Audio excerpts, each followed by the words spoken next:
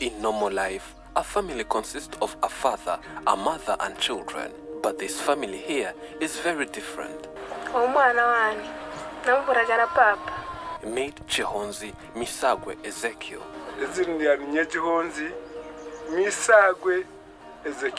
He's the husband to this woman.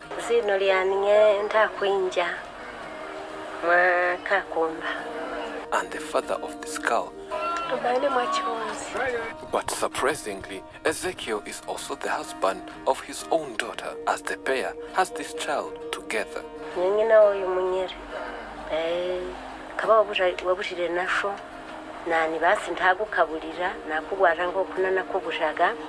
What is even more fascinating is that they all live together in this small house. But how did this father of 12 children impregnate his own daughter? And why do they still live together?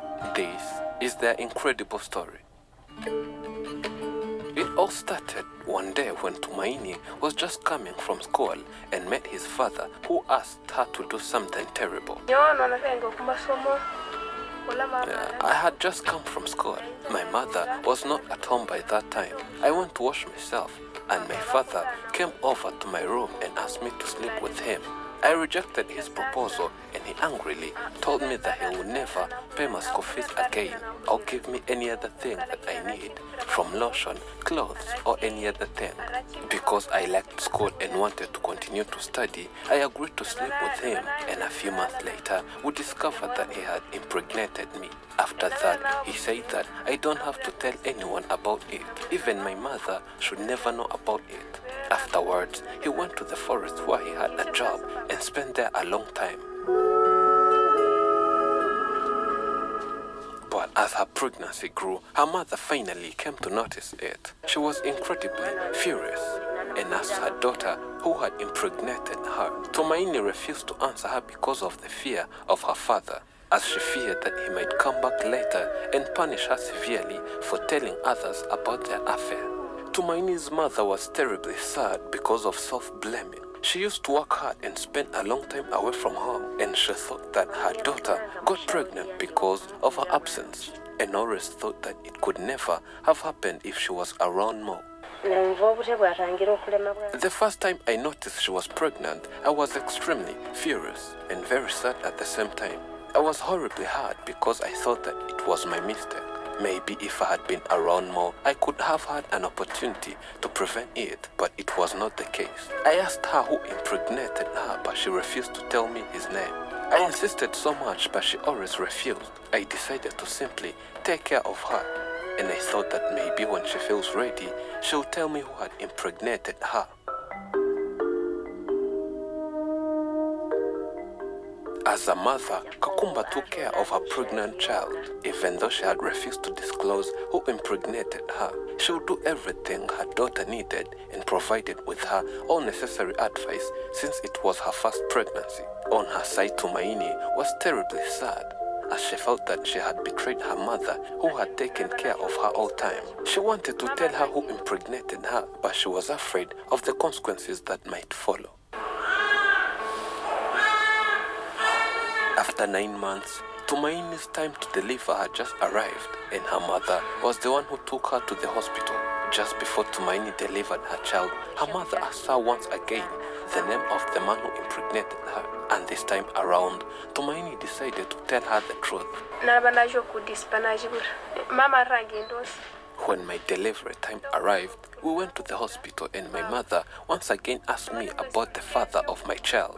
This time, I felt that she had to know the truth, since she had been with me throughout all my pregnancy period. She asked me who the father was, and I responded that it was my father who impregnated me. I explained to her the whole scenario, and she was incredibly angry at him, wondering how he dared to do it. It took time for Kakumba to fully grasp the fact that her husband has fathered a child with his own daughter, but she finally came to realize and decided to move on with her life. The first time I heard about it, I was so angry and very sad. I couldn't understand how my husband had dared to impregnate our own daughter. It was beyond my understanding. But I took the decision to calm down and raise my daughter and her child. I couldn't do anything about it at the time. I had to keep taking care of them so that they could have a good life. She had no one else except me to take care of her, and I knew it was my responsibility to do so.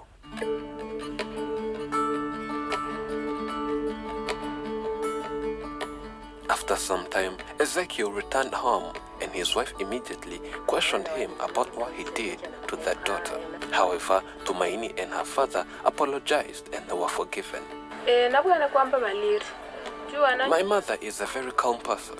She was angry, but she forgave him, and I asked her to forgive me, and she did it. That's why I'm still here with my child. My father is the one who is responsible for everything we want. He takes care of us financially.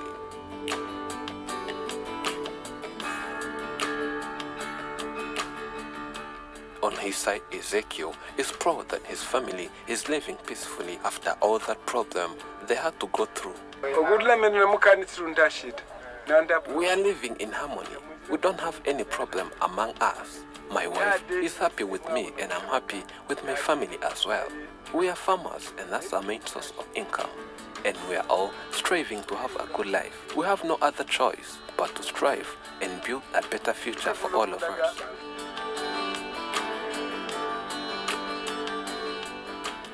But Ezekiel is troublesome. Even though he seems to have repented and ready to resume normal life, he still asks her daughter to sleep with him again.